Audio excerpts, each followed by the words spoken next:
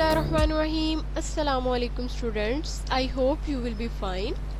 Last video में हमने देखा कि कंप्यूटर प्रोग्राम क्या होता है, प्रोग्रामिंग लैंग्वेजेस कौन कौन सी हैं और लैंग्वेज ट्रांसलेटर्स क्या क्या होते हैं। इस लेक्चर में हम देखेंगे कि हमारे पास बेसिक स्ट्रक्चर क्या है सी प्लस प्लस प्रोग्राम का, स्टैंडर्ड लाइब्रेरीज कौन कौन सी होती हैं, मेन फंक्शन क्या होता है और फंक्शन की बॉडी क्या होती है। जी स्टूडेंट्स, तो अब हम देख लेते हैं कि बेसिक स्ट्रक्चर क्या है एक सी प्लस प्लस प्रोग्राम को लिखने का।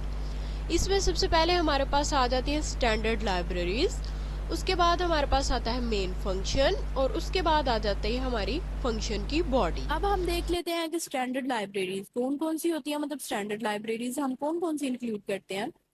तो ये जो है ना हैश इंक्लूड का वर्ड, ये हमारे पास कीवर्ड है, ठीक है ना।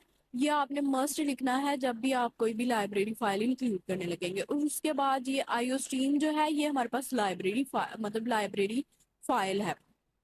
मींस जैसे कि हम जा रहे हैं कि हमें नहीं पता कि कंप्यूटर का मतलब क्या होता है, तो हम क्या करेंगे, किसी लाइब्रेरी में जाएंगे, वहां से कोई बुक लेंगे कंप्यूटर की और उसमें से कंप्यूटर का मीनिंग जो है हम देख लेंगे, अच्छा जी कंप्यूटर का ये मतलब होता है। इसी तरह जो हमारा कंप्यूटर है इसको हमारी लैंग्वेज समझ में नहीं आती तो उसके लिए वो जो है वो इस लाइब्रेरी का यूज करेगा, आईओ स्ट्रीम की लाइब्रेरी का यूज करेगा, जो कि उसे बताएगी कि हमारे जो मेन प्रोग्राम है उसके अंदर क्या लिखा हुआ है। जैसे कि सी आउट स्टेटमेंट होती है ना, ये जो सी आउट है इसका कंप्यूटर को नहीं पता कि इसका क्या मतलब है, तो वो क्या करेगा कि इस लाइब्रेरी में जाएगा, इसके अंदर जाके देखेगा कि सी आउट का मतलब क्या होता है। उसके बाद हमारे पास हम लाइब्रेरीज तो इंक्लूड कर लेते हैं, लेकिन उसके बाद भी तो हमें कुछ मेन बॉडी भी तो लिखनी है ना, तो उसके लिए हम मेन फंक्शन यूज करते हैं जो कि हमारे पास इस वाली ब्रेसेस के अंदर लिखा जाता है। अभी आपको इसकी बेटर अंडरस्टैंडिंग तब होगी जब आगे हम इसका प्रोग्राम देखेंगे। तो हम ना पहले देख लेते हैं फंक्शन बॉडी क्या है और फिर इसके प्रोग्राम पे जाते हैं ना, तो फिर आपको ज्यादा अच्छी अंडरस्टैंडिंग हो जाएगी। तो हम मेन बॉडी के अंदर मींस के मेन बॉडी जो होती है ना, मेन मेन जो फंक्शन होता है उसके अंदर जो कर्ली ब्रेसेस हम यूज करते हैं ना, उसके अंदर हम मेन बॉडी फंक्शन लिखते हैं, मतलब फंक्शन बॉडी लिखते हैं। अब हम देख लेते हैं एक सी प्लस प्लस प्रोग्राम जिसमें हम आप देखेंगे कि हमारे पास जो हमने पीछे तीन चीजें पढ़ी वो है कहाँ, ठीक है। तो ये जो फर्स्ट वाली लाइन है ना, ये हमारे पास बता रही है कि ये हमारे पास लाइब्रेरी है, आईओ स्ट्रीम हमारे पास लाइब्रेरी है। और अब हम आप सोच रहे होंगे कि ये जो सेकंड वाली लाइन है ये कहाँ से आ गई, कि ये तो हमने पढ़ी नहीं है कहीं। तो ये सिर्फ ये बता रही है कि ये वाली लाइब्रेरी जो है वो स्टैंडर्ड लाइब्रेरीज में पड़ी होगी। मीन हमारे पास जैसे हम जाते हैं किसी लाइब्रेरी में, तो हमें पता है कि कंप्यूटर का काम हमें कहाँ पे मिलेगा, मतलब कंप्यूटर की चीजें हमें कहाँ पे मिलेंगी, जो कंप्यूटर की लाइब्रेरी होगी। इसी तरह ये कंप्यूटर को बताएगी कि स्टैंडर्ड लाइब्रेरीज के अंदर ये वाली लाइब्रेरी पड़ी हुई है और इसके अंदर जो है जो मेन बॉडी के अंदर लिखा हुआ है उसके मीनिंग्स है, ठीक है। तो ये लाइनें दो जो है पहली आपने मस्ट इंक्लूड करनी है जब भी आपने प्रोग्रामिंग। तो ये हमारे पास क्या हो गई, लाइब्रेरीज हो गई। उसके बाद हमारे पास आ जाता है मेन मेन फंक्शन। ये फंक्शन जो है मस्ट आपने इंक्लूड करना है क्योंकि यही फंक्शन हमारे पास बताएगा कि हमारा प्रोग्राम शुरू हो रहा है। मींस कंप्यूटर को ये बताएगा कि अब जो है यूजर प्रोग्राम स्टार्ट हो रहा है। तो इसको जो है हम पहले मेन फंक्शन लिखेंगे और उसके बाद जो है हम अपनी मेन की बॉडी लिखेंगे, यहाँ से लेके यहाँ तक ये जो ये सारी बॉडी है ना, ये सारी ये मेन की बॉडी है। मींस के मेन फंक्शन के अंदर जो कुछ भी लिखा होगा वो बताएगा कि प्रोग्रामर चाहता क्या है, मतलब प्रोग्राम की वर्किंग किस तरह से होगी।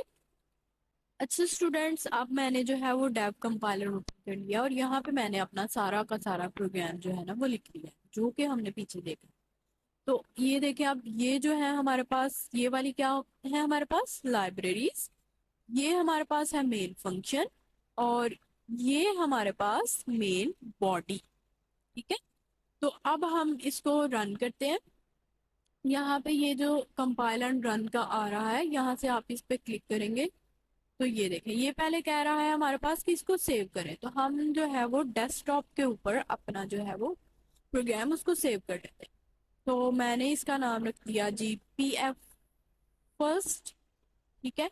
और यहाँ से मैंने क्लिक कर दिया सेव के ऊपर। तो अब हमारा प्रोग्राम सेव हो गया। अब ये इसे कंपाइल एंड रन कर रहा है। मैंने कंपाइल एंड रन बोथ पे क्लिक किया, तो ये इसको कंपाइल भी पहले करेगा और फिर उसको रन करेगा। ठीक है, तो अब हम देख लेते हैं कि इसका रिजल्ट क्या आता है। ये कंपाइलिंग एंड रनिंग में थोड़ा सा टाइम ले रहा है।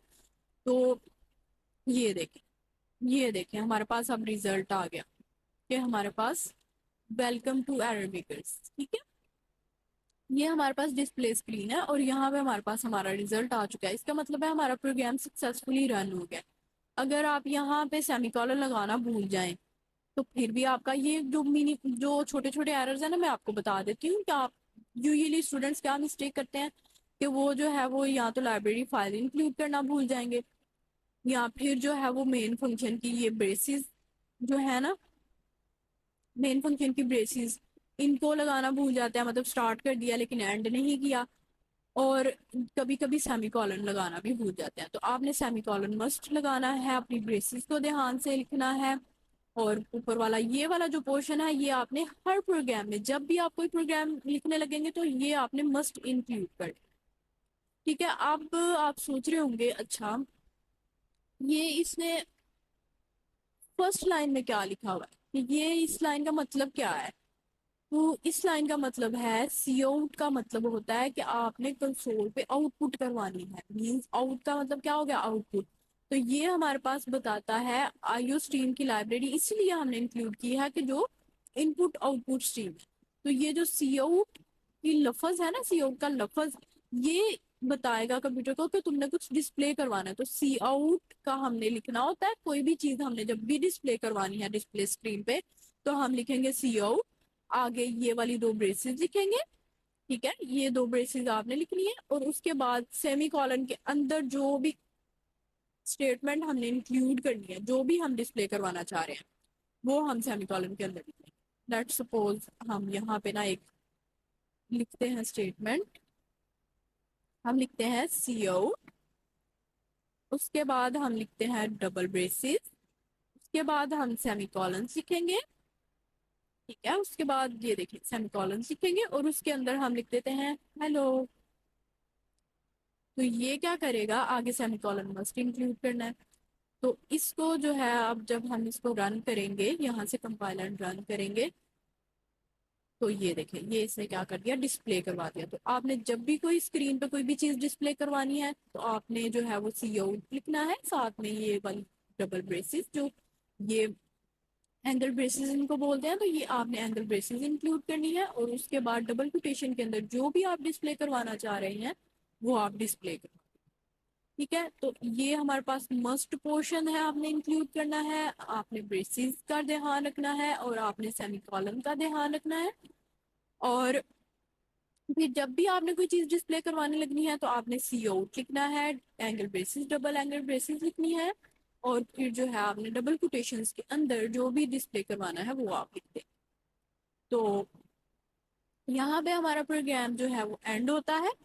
आपने आज सीख लिया कि हम डिस्प्ले क्या करवाते हैं, मतलब कैसे करवाते हैं और किस तरह से हम जो है अगर कोई स्क्रीन पे हमें कोई चीज डिस्प्ले करवानी है तो वो किस तरह से करवाएंगे। आई होप आपको बेटर अंडरस्टैंडिंग हो गई होगी। अगर आपका कोई क्वेश्चन है तो आप कमेंट बॉक्स में पूछ सकती हैं। ओके स्टूडेंट्स, आज के लेक्चर में हमने सी प्लस प्लस का एक मेन स्ट्रक्चर देखा और हमने देखा कि हम कुछ अगर स्क्रीन पर डिस्प्ले करवाना चाह रहे हैं तो हम कैसे करवाएंगे।